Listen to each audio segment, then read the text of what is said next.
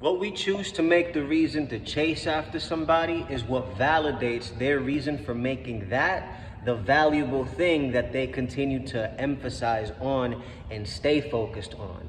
If all we continue to chase are people who focus on their looks, their accolades, their money, their jobs, their education, that is what they're going to continue to assume and to see and to validate that is what matters, because that is what's catching the most attention from people. Like, let's say, for example, men towards women. If all we continue to chase is a big ass or somebody with just the ability to twerk or just the ability to look a certain kind of way and call that valuable, that is what's giving them the validity to continue perpetuating that. That is what's giving them the encouragement, the validation, the proof that is what men supposedly want.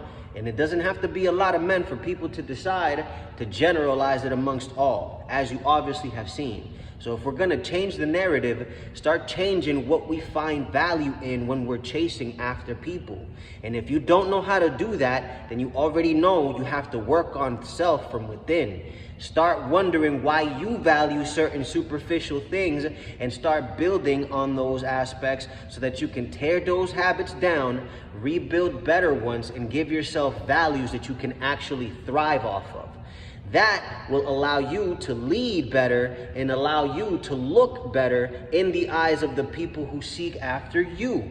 So when you're chasing after value for real, then that will evidently become what becomes valuable to those people who are being chased.